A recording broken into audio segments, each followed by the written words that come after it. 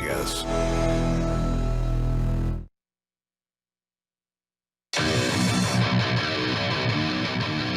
Los ataques a las instalaciones petroleras de Arabia Saudita, el productor clave en el mercado de petróleo mundial, levanta sospechas en un momento en que la administración de Trump estaba abriendo la puerta poco a poco, levemente, a tener una reunión dramática con Irán.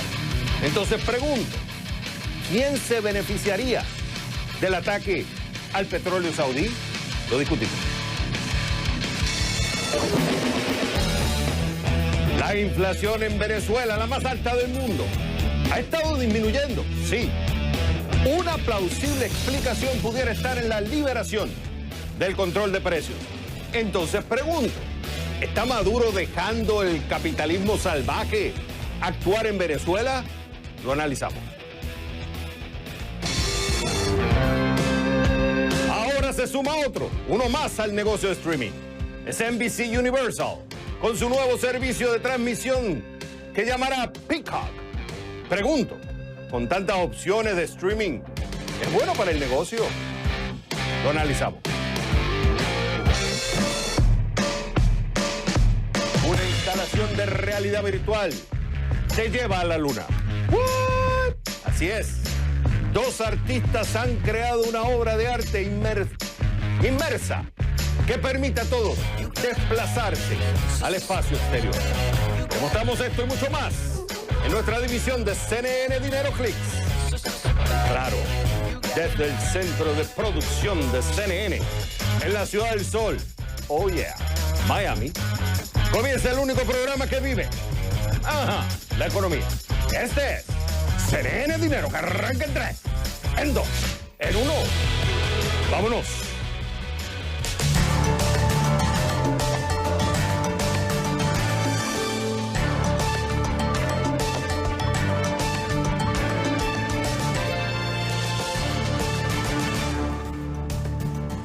Hola mi gente y bienvenidos a CNN Dinero. Te saluda Xavier Serviá. I'm so happy to be back. ¿Lista? ¿Listo? Comenzamos.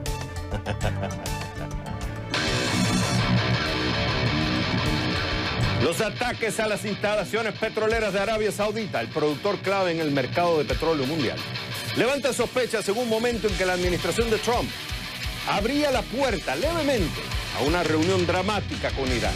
Entonces pregunto, ¿quién se beneficiaría del ataque al petróleo saudí?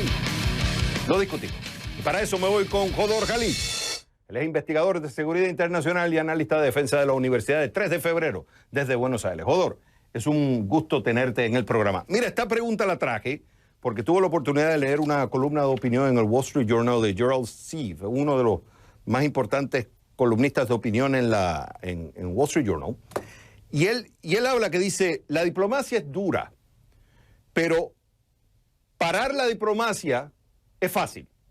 Y hay gente que le interesaría que se parara la diplomacia. Y es interesante, y él trae esa sospecha, él dice, es llamativo que este ataque sucede después que la administración de Trump anunciara que estaba abriendo levemente la puerta para tener una discusión con Irán. Entonces yo te pregunto, si esta tesis o esta hipótesis es correcta, ¿quién se beneficiaría de que la diplomacia no triunfe en el problema en Medio Oriente? ¿Qué tal? Buenas noches, gracias por la invitación. Y creo que está en lo correcto. Digo, va a haber gente que efectivamente se beneficie en el caso de que la diplomacia se rompa. Digo, hay un viejo lema en la teoría política que dice que la guerra es básicamente la política por otros medios. Y la guerra es lo que nos queda después, en el momento que falla la diplomacia. Ahora bien, los primeros que se beneficiarían son los especuladores del petróleo, básicamente los que juegan con el precio. Hemos visto cómo se ha movido el precio del petróleo, primero en forma ascendente, luego en forma descendente, en cuestión de horas. En las últimas 48 horas hemos visto cómo subió un 15% y luego bajó un 6%. Esto a razón de que en principio había un gran miedo del abastecimiento que se pueda tener en el mercado, y una vez que se pudieron asegurar una vez que se pudo asegurar este abastecimiento, digo, los precios volvieron relativamente a la normalidad. Ahora bien, si falla la diplomacia, más allá de los especuladores del mercado de petróleo, los que se van a ver beneficiados obviamente van a ser las empresas de la guerra, quienes manufacturan armamento y venden en el mercado mundial. Y en este sentido, los grandes beneficiados van a ser obviamente las empresas radicadas tanto en Europa como en Estados Unidos. Ahora, Hodor, hay una cosa que me llama la atención. Tú dices, por ejemplo, el tema del petróleo, pero hay un contraargumento. Unos dicen que tarde o temprano Arabia Saudita va a tener que bajar la producción porque hay un nuevo jugador de peso, que es los Estados Unidos, con la producción de Estados Unidos. Entonces, está Estados Unidos. O sea, a los intereses petroleros no le interesaría mucho que subiera el precio porque hay una sobreoferta y hay otros productores. Entonces, esa tesis está un poco débil, dirían los críticos. Pero no me has hablado, por ejemplo, de la línea dura de los iraníes dentro del ejército revolucionario. Hay jugadores de línea dura dentro de Irán que no les conviene que se encuentre la vía diplomática porque quieren armar nuclearmente a Irán. Están aquellos que quieren seguir expandiendo el poder iraní en la región. Están los huris, los que están rebelándose dentro de Yemen. Entonces, también hay jugadores políticos que le interesa que esto suceda para escalar la situación y no buscar una vía diplomática. ¿Por qué no hablas de eso? Creo que el gran perdedor al final del día, en el momento que caiga la diplomacia y se llegue a un nuevo conflicto en Medio Oriente, el cual involucra a Estados Unidos, va a ser Estados Unidos mismos. Digo, como vos bien decís, van a ganar, van a salir beneficiados la línea dura dentro de Irán, también se van a beneficiar las líneas duras dentro de Washington. Digo, también hay dentro de Washington líneas duras que preferirían que caiga la diplomacia.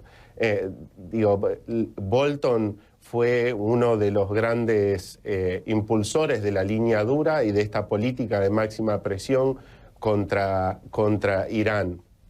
Ahora, ¿por qué digo que va a ser el gran perdedor Estados Unidos? Porque si entra en un conflicto, es efectivamente un conflicto que no quiere. Lo ha dicho el presidente, lo ha dicho muy claro. Y esto también se ve reflejado en tendencias, en decisiones previas, donde se está buscando la salida o el retiro, por lo menos, de las tropas de Estados Unidos, tanto de Siria como de Afganistán. Ahora, Hodor, me queda un minuto. Si se prueba, según Arabia Saudita tiene pruebas que indican que hay correlación o relación directa con Irán. Si se demostrara que está la mano iraní, sea a través de terceros, de actores o de forma directa, entonces la tesis de que a Estados Unidos esto le conviene se caería.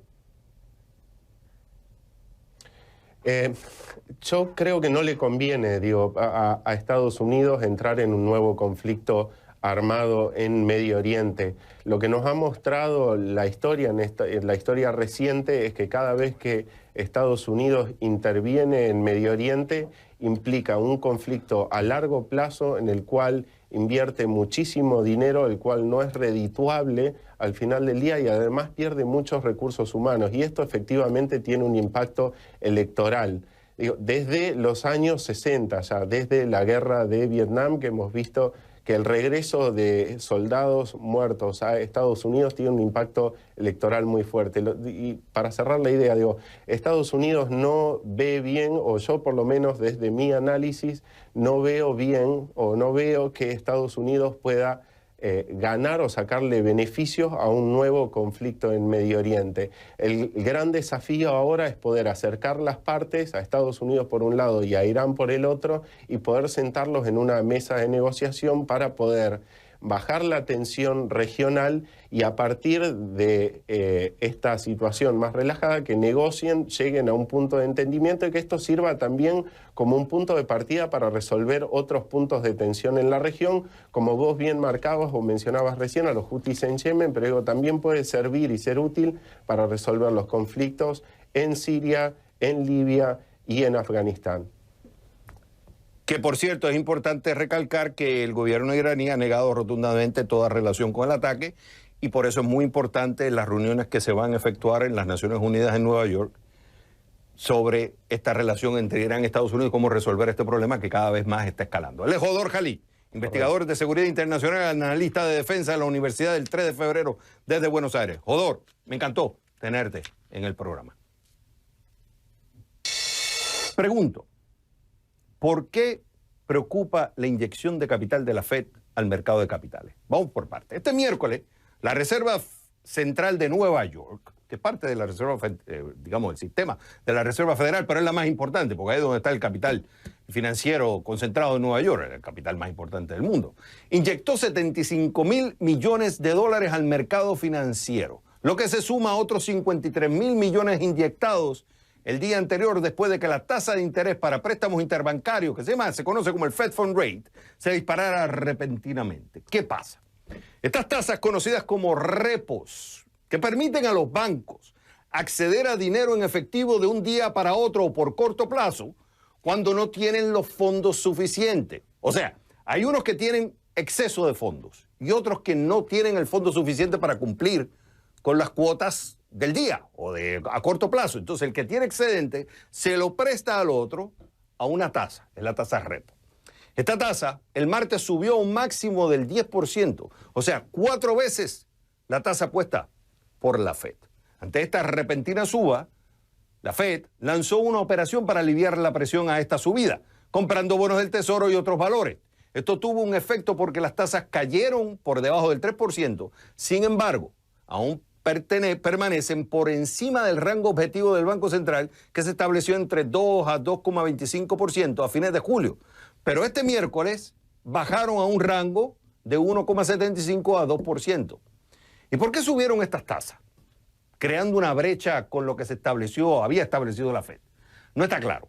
Hay varias teorías que van desde que se debió a los grandes retiros de dinero por parte de los principales bancos para pagar el impuesto trimestral, bancos e inversionistas que tenían que pagar la compra de $78.000 millones de bonos del Tesoro estadounidense, o sea, que se vencían y por tanto había que oficialmente comprarlo y había que sacar la plata entonces. También el bajo nivel de reserva de los bancos estacionados en la Reserva Federal, lo que sea. El mercado de dinero a corto plazo es fundamental para el sistema financiero. Y que suba la tasa de interés a corto plazo, estos repos, es importante entender por qué. ¿Y por qué preocupa? Porque plantea la preocupación de que la Fed está perdiendo su control sobre la tasa a corto plazo, que se supone que el Banco Central debe controlar. Por eso es que cuando se anuncia que la Fed subió, bajó, es tratar de controlar ese costo. Pero si el mercado no confía en eso, puede ser que la Fed ya no está pudiendo controlar. También despierta los temores de la crisis del 2008, la última vez que la Fed tuvo que salir a inyectar liquidez. Algunos analistas estiman que la Fed tendrá que seguir inyectando liquidez, aunque de forma momentánea. Dicen que aunque esto trae recuerdo de la crisis del 2008, los bancos ahora están en una mejor posición que en ese entonces y que las reglas han cambiado y por tanto no se puede comparar con lo que pasó en el 2008. Cuando regresemos a CNN Dinero, la inflación de Venezuela, la más alta del mundo, esta ha estado disminuyendo. Una explicación pudiera estar en la liberación del control de precios. ¿What? Pregunto, ¿está Maduro dejando el capitalismo salvaje actuar en Venezuela? Eso lo vamos a analizar con José Manuel Puente, profesor economista del Instituto de Estudios Superiores de Administración IESA, de Caracas, al volver a The Number One. Oh yeah, CNN Dinero.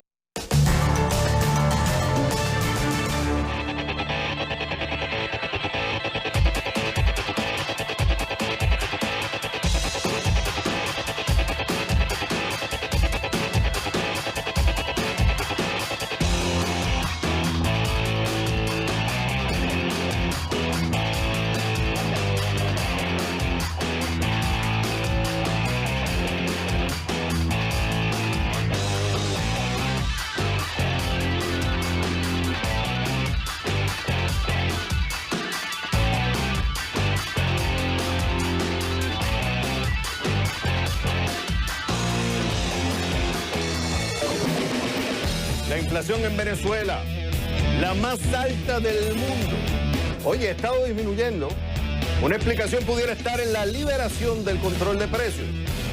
Si es así, pregunto, ¿está Maduro dejando el capitalismo salvaje actuar en Venezuela? Para analizarlo me voy con José Manuel Puente, profesor economista del Instituto de Estudios Superiores de Administración de IESA desde Caracas. José Manuel, como siempre es un gusto tenerte en el programa. Vamos por partes. Primero, ¿la inflación ha estado bajando, sí o no? Tengo que en enero estuvo en el 2,6 millón %, en agosto reportó según la Asamblea 135.000%. Sigue estando la más alta del mundo, pero ha bajado, ¿cierto o no? Sí, ha bajado el ritmo intermensual, pero seguimos estando en hiperinflación en Venezuela y seguimos teniendo la inflación más alta del planeta. Ok, aguantemos ahí un momento. Ha estado bajando. Hay posibles explicaciones. Una es que se ha liberado el control de precios, o podemos decirlo de otra forma, la tesis es que el gobierno no está aplicando el control de precios. Está en los libros, pero no lo está ejerciendo, no está mandando al ejército, digamos, de controladores de precios, como lo hacía antes, lo cual eso permite que haya más, que el mercado actúe. Lo que algunos dicen, se está viendo un capitalismo salvaje en Venezuela.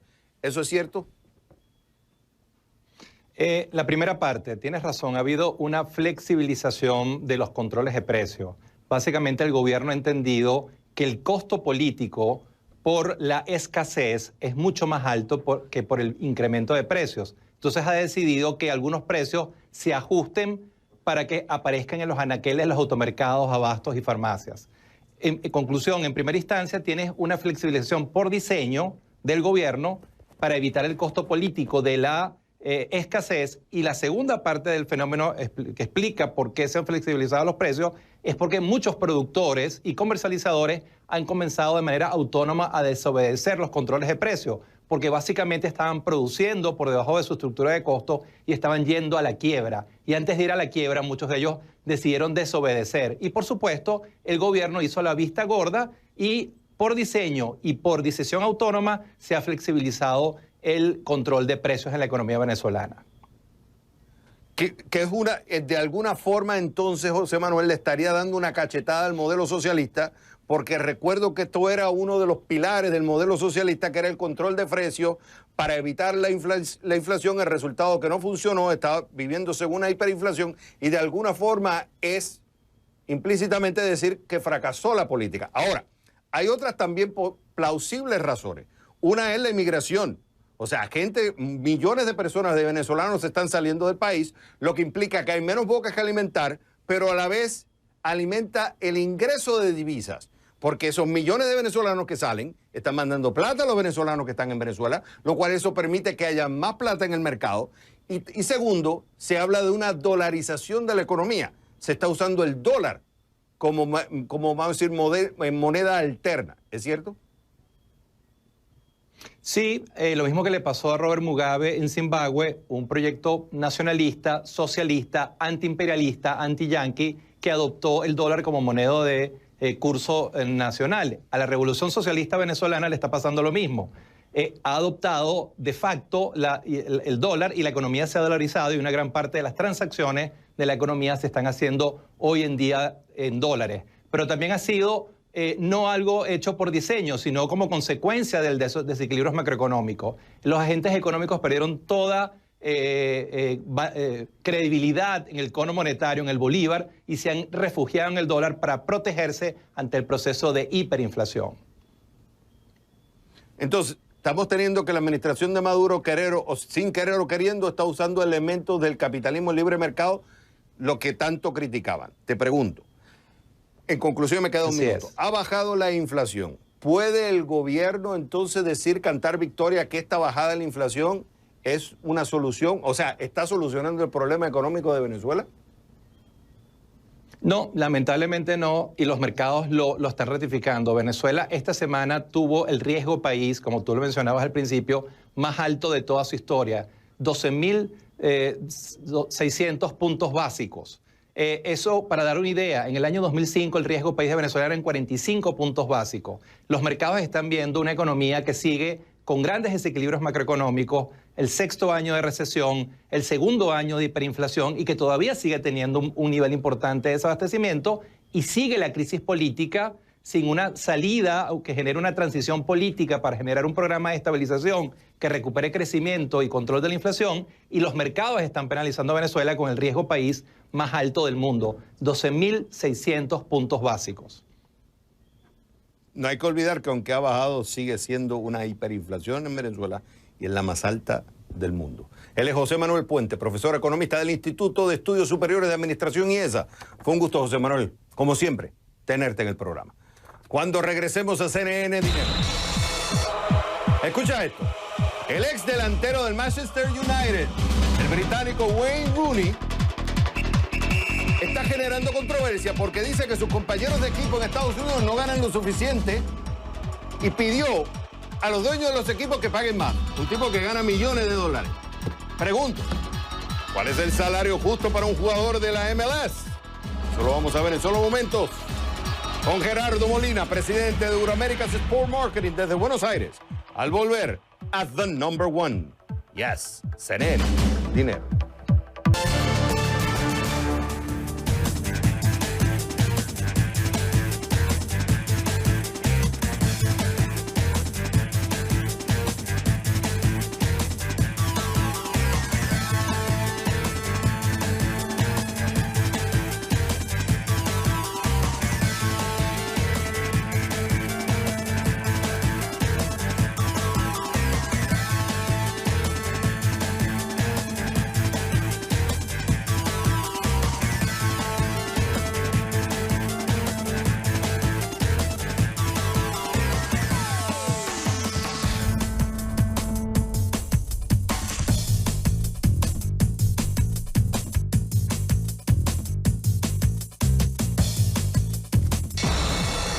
El ex delantero del Manchester United, Wayne Rooney, genera controversia al decir que sus compañeros de equipo en Estados Unidos no ganan lo suficiente y pidió a los dueños que paguen más.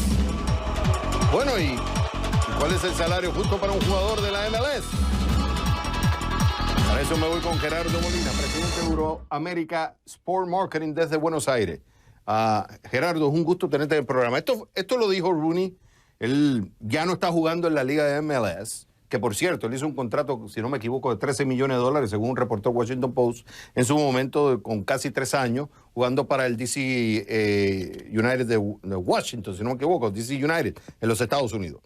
¿Qué pasa? En una entrevista a ESPN, él dice, y voy a citar, yo siento que los jugadores estadounidenses no están siendo pagados lo suficiente. I feel, su percepción, que se merecen que se les pague más, que estén en línea con comparándolos a las demás ligas del mundo en términos del deporte estadounidense.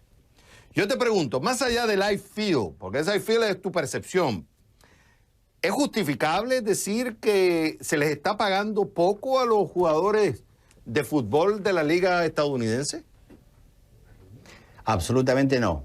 Es decir, la liga estadounidense como tal, como la conocemos hoy, la MLS, que se creó en el año 1996 con solamente 10 equipos, es la liga que exponencialmente más ha crecido a nivel mundial y la primera en crecimiento en toda América Latina. Puntualmente, esos 10 equipos con lo cual comenzó la MLS con la franquicia, reitero, en el año 1996, hoy la componen 24 equipos, en el 2021 26 y vamos a terminar en el 2022 con 34 equipos. Cada vez el crecimiento de las franquicias es cada vez más, digamos, mayor entre la conferencia este y la conferencia oeste.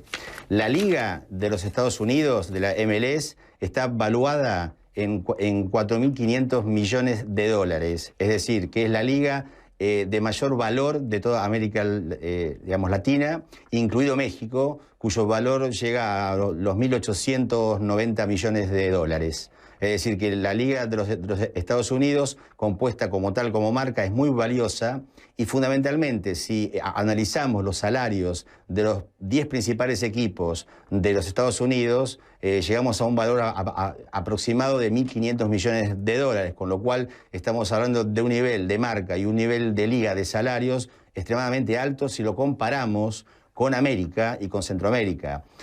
Si la opinión, por ejemplo, la llevamos a la comparación con Europa, con los top 5 de Europa, la liga, por ejemplo, la Premier League, estamos hablando, sí, por supuesto, de 9.000 millones, si hablamos de la Liga Española, 5.000 millones, si hablamos de la Bundesliga, 4.500 millones, la Liga Francesa e Italiana muy cerca. Entonces, si evaluamos el componente de valor de la MLS mismo con las principales ligas de Europa, es tremendamente competitiva. Incluso el deporte, el fútbol en los Estados Unidos ha tenido en 20 años un crecimiento exponencial como ningún otro país, y no solamente a nivel de salarios, sino que también ha tenido un nivel exponencial de nuevos estadios construidos específicamente para el fútbol, estadios con una asistencia promedio del 91% en el último campeonato y puntualmente también con una avalancha de patrocinadores, el cual hace de la liga una de las ligas más importantes del mundo, es decir, la sitúa entre las 10 ligas más importantes de fútbol del planeta hoy en nuestro último informe. Gerardo, sí. me queda un minuto y esto es importante. Incluso tengo aquí el guía salarial del 2019 y el salario base aumentó más de un 13%. Ahora, el error está en comparar los pagos que se hacen en Estados Unidos con una liga europea, no se está comparando manzana con manzana. Por ejemplo, yo tengo acá que las ventas generadas, por ejemplo, de un equipo promedio en la Premier League, de donde viene Rooney, estamos hablando de 331 millones de dólares. En la alemana son 194 millones de dólares. Cuando tú lo comparas con las ventas promedio que genera un equipo en los Estados Unidos, son 32 millones de dólares. Entonces, no sería negocio pagar a un jugador en los Estados Unidos que viene de Europa, o sea, pagar los salarios europeos a un mercado que todavía no está generando las ventas que genera en Europa. Fíjate que es así, que al mismo Rooney cuando lo trajeron, al otro, el que juega para el equipo de Los Ángeles, Ibrahimovic, creo que se llama, a él le pagan creo que 7 millones por año. Ibrahimovic lo traen para ayudar a subir el valor de la liga, pero no le pueden estar pagando los salarios a todos como pagan en Europa, porque el mercado que genera, las ventas que genera en Europa es mucho mayor que lo que genera en Estados Unidos. Me quedan 30 segundos, te los doy a ti. Sí, para cerrar y que quede bien claro, a nivel sindical, un jugador por semana tiene un tope salarial de $10.192, con lo cual es un salario medianamente alto. Pero los equipos de los Estados Unidos cuentan con 3 jugadores de excepción, que son llamados jugadores franquicia. Esos 3 jugadores franquicias dentro del equipo pueden romper ese tope salarial y tener un sueldo como, por ejemplo, lo ha tenido Rooney, Ibrahimovic, Kaká, y Gerrard, Lampard, un montón de jugadores que han sido llamados jugadores franquicia o más conocidos sueldos de la ley Beckham. Entonces, por eso tienen un salario superior, esos 3 jugadores, por equipo, para que el nivel de competencia sea parejo. Es muy similar el sistema de la MLS al de la NBA, en donde hay un comisionado, 2 conferencias y hay un equilibrio entre los jugadores que puede tener un equipo para que no sea más competitivo uno que el otro. Se busca un equilibrio con solo tener 3 jugadores por equipo. Él es Gerardo Molina, presidente de Euroaméricas Sport Marketing desde Buenos Aires. Gerardo, me encantó y fue un gusto haberte tenido en el programa. Cuando regresemos a CNN Dinero, entra otro al negocio de streaming. Ahora es NBC Universal, con su nuevo servicio de transmisión que le llamará Peacock. Pregunto, oye, con tantas opciones de streaming, ¿esto será bueno para el negocio? Lo vamos a analizar con Alejandro Ruela Gossi, el profesor de Estrategia e Innovación de la Escuela de Negocios de la Universidad de Miami. Ahí está, listo, al volver a The Number One. Oh yeah, CNN, dinero.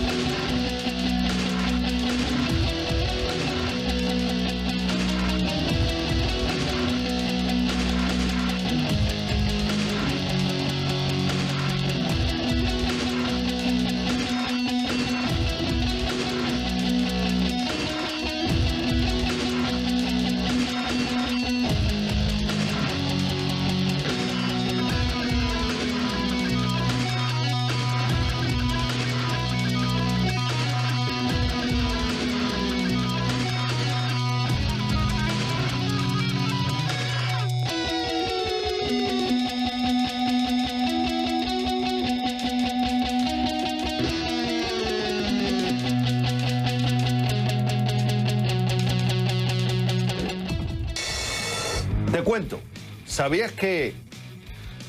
Imagínate encontrar un valioso tesoro vikingo en el patio de tu casa.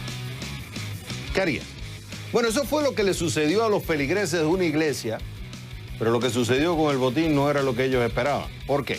No imaginaron que terminarían involucrados en un litigio legal para poder conseguir parte del botín. ¿Qué pasó? Vamos al 2014. Derek McLennan, él es un empresario retirado y aficionado a buscar tesoro o un detector de estos de metales. Descubrió un botín vikingo del siglo X en un campo en la región de Dumfries, en Galloway, en el oeste de Escocia, perteneciente a la Iglesia de Escocia, y eso es importante. El tesoro, conocido como el Galloway Hoard, es considerado como uno de los hallazgos más ricos y significativos de objetos vikingos que se hayan encontrado en el Reino Unido. Incluye pulseras, broches de plata raros, un anillo de oro, un alfiler de oro en forma de pájaro y una cruz cristiana esmaltada. Tras ese descubrimiento, ¿qué hicieron los museos nacionales de Escocia? Buscaron y recaudaron $2.500.000 para poder adquirir los tesoros para el público. Y así comenzó el problema. Según la iglesia, acuérdate que se encontró en terreno de la iglesia. Ellos hicieron un acuerdo con McLennan para dividir las ganancias del tesoro. Pero quien lo descubrió nunca lo reportó. Y claro, tampoco cumplió con el acuerdo. No pagó su parte. ¿Qué dice la ley? En Escocia el pago solo se debe hacer al buscador. Por eso él fue el que recibió la plata. Algo que difiere del resto de Gran Bretaña.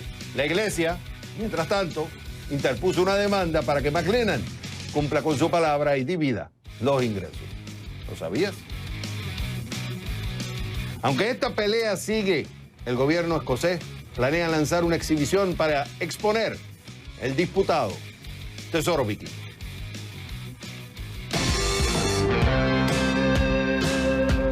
Entra otro al negocio de streaming. Ahora es NBC Universal, con su nuevo servicio de transmisión que llamarán Peacock. Pregunto, con tantas opciones, que si Netflix, que si ahora va a ser HBO Now, que si va a ser Disney, que si va a ser CBS, ¿es bueno tanto el streaming para el negocio? Para eso me voy con Alejandro Ruelas Rossi, profesor de Estrategia e Innovación de la Escuela de Negocios de la Universidad de Miami. Alejandro, como siempre, un gusto tenerte en el programa. Esto lo anunció NBC Universal, que va a sacar Peacock. Va a ser el nombre de la aplicación. El lanzamiento lo van a hacer para el 2020, donde van a poner todo su contenido. Aquí tú tienes, ahora se suma Peacock de NBC Universal, tienes el de HBO Now, que sería el de nosotros, de Warner Media, nuestro parent company. Tienes Disney, tienes Netflix, que fue la que en realidad generó toda esta innovación. Tienes Hulu, tienes el de CBS, y van a venir otros, se van a seguir aunando a esta, digamos, esta salida de streaming. La pregunta ¿es un buen negocio que salgan tantos de streaming? Mira, depende de quién entra, Xavier, porque en innovación es muy clásico de que la gente se espera a ver qué va a pasar. Los grandes jugadores, lo que hoy llamamos de Behemoth, tienen un concepto que se llama fast second, es decir, se esperan a entrar hasta que el negocio está muy bien cimentado y juegan un poco con los pure play providers, que son, por ejemplo, como Netflix. Le habían pasado, ya sabes, de Office a Netflix y etcétera, pero ahora que se dan cuenta que el negocio es muy bueno, lo toman todo. Entonces, cuando el grande, que es dueño del contenido de 100 años, como Disney o como NBC Universal, como Fox, todos esos, entran al negocio, es un negocio redondo para ellos, porque el contenido en estas cosas es la clave del juego, Xavier. Entonces, por supuesto que le va a ir muy bien a NBC Universal, sin ninguna duda. Al que le va a ir muy mal es a Apple, porque Apple no tiene contenido y aparte va a ser un low cost streaming y está haciendo cosas que no tiene que estar haciendo. Pero NBC Universal es normal que lo hagan, pero eso pasa siempre. Lo mismo pasó con Tesla. Tesla entró primero en los eléctricos de lujo y ahora que entra Porsche, eléctricos de lujo, pues Tesla va a perder muchas ganancias porque es un jugador que, aunque fue first mover, el de la historia es Porsche.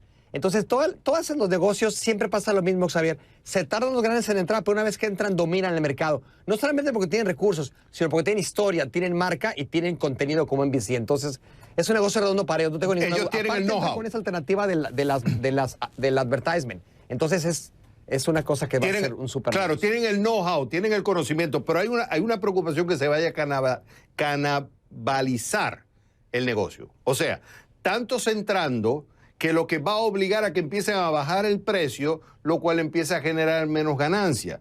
Tú lo ves así porque, ¿qué pasa? Van a venir otros y van a decir, bueno, pues entonces yo también voy a sacar mi streaming. Entonces yo si genero películas, voy a sacar mis películas vía streaming. Entonces si yo genero contenido de programas, por ejemplo, de serie, pues yo lo voy a poner vía streaming. Entonces vas a tener un menú de mucha gente con muchas aplicaciones vía streaming. ¿Eso de alguna forma puede afectar el negocio o no? La realidad no. El contenido sigue. Te voy a decir por qué la realidad no. Porque hay un concepto que se llama en economía los bienes inferiores.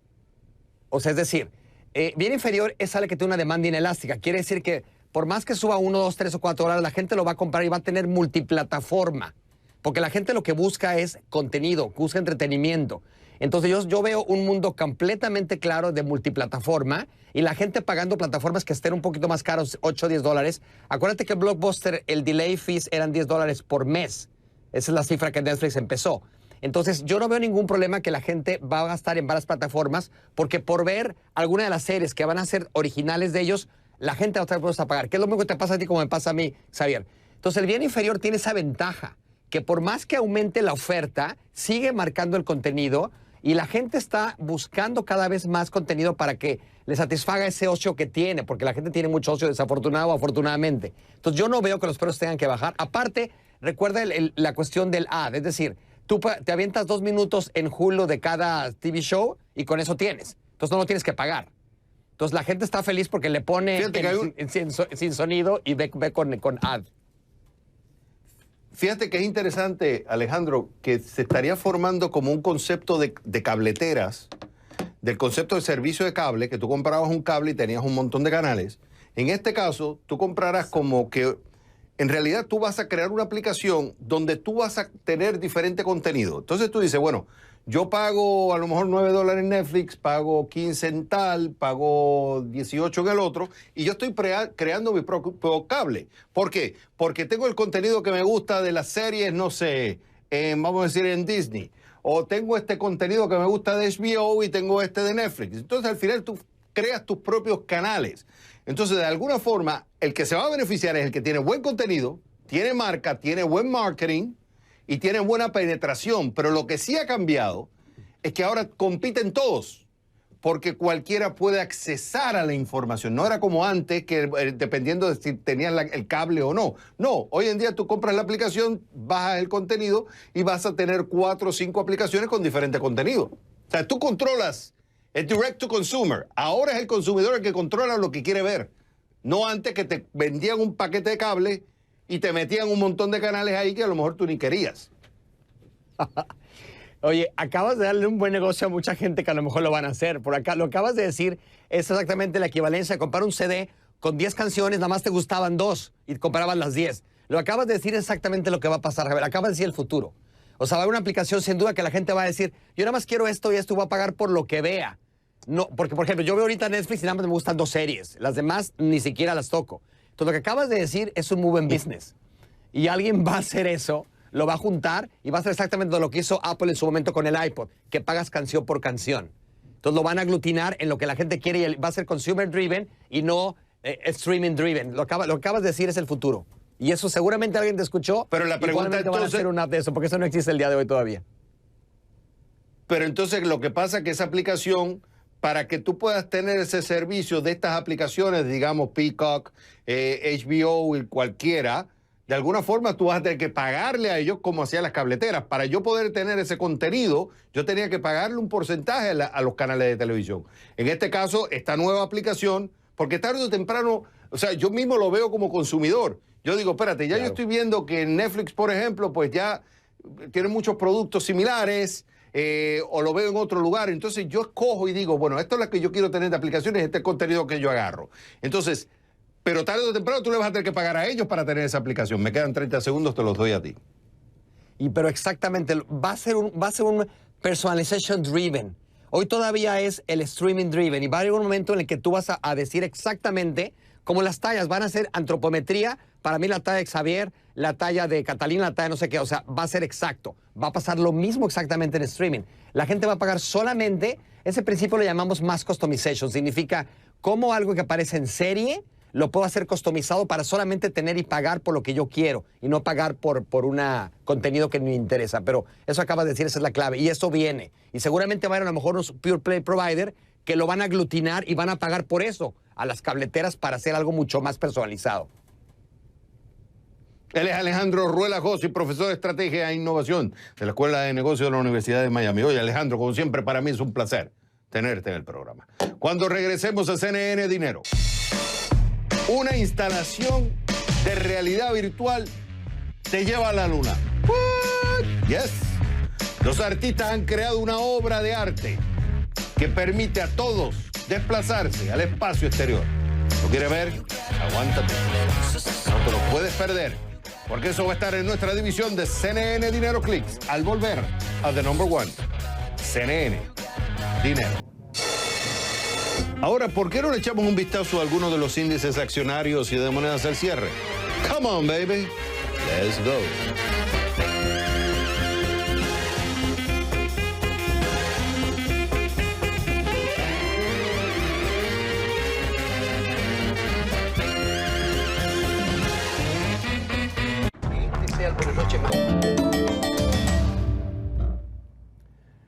¿Quién gana hoy? Hasbro. Why? ¿Por qué? Sus acciones suben más de un 45%.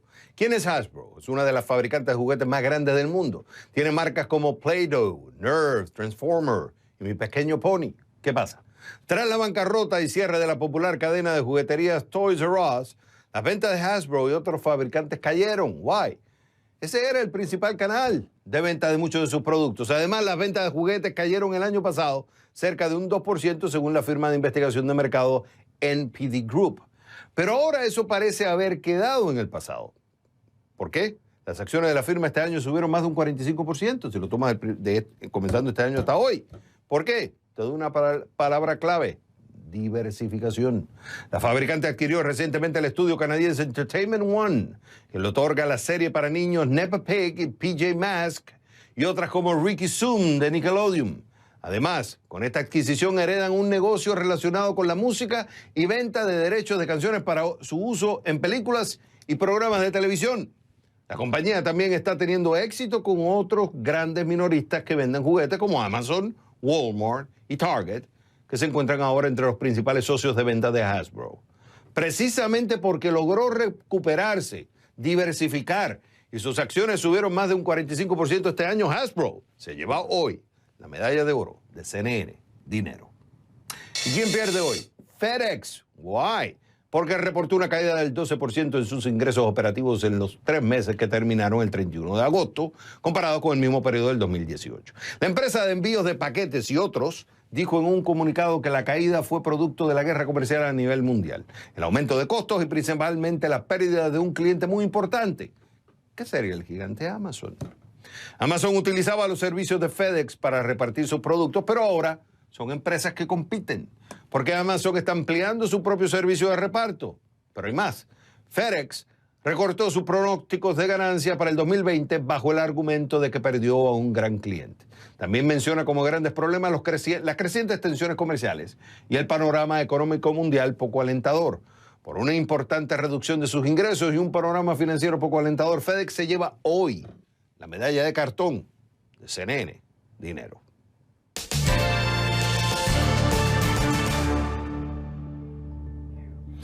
¿Sabes que una instalación de realidad virtual te lleva a la luna? ¿What? ¿Ya? ¿Yes? Así es. 2 artistas han creado una obra de arte que permite a todos desplazarse al espacio exterior. ¿You don't believe me? Mira. En nuestra división de CNN Dinero. Clicks.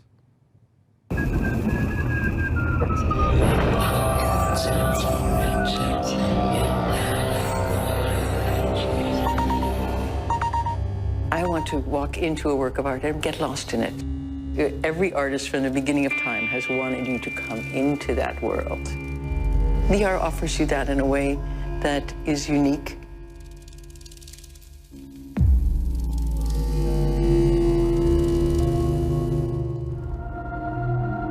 People are attracted to the moon because it presents itself in so many mysteriously different ways. I'm somebody who wants to lose my body, and works of art that take me out of this place, this body I love. Virtual reality can do that. This piece is called To the Moon. So now you're on your way to the moon. But as soon as you land on the moon, you start seeing all the constellations. We use the constellations of more or less like drawings of things that we've lost. So we had things in nature, we had like a constellation of a polar bear. And as you look at that polar bear, it dissolves. So it's almost like a picture that becomes an idea that just blows away when you see it. Then you also see democracy, and if you look at it, you realize all of these things that we think are so stable are so fragile and can be lost. So you're flying around in this free world, and this sort of like combination of hallucinations and reality. And so it ends up being this very mysterious thing, very much like the moon itself.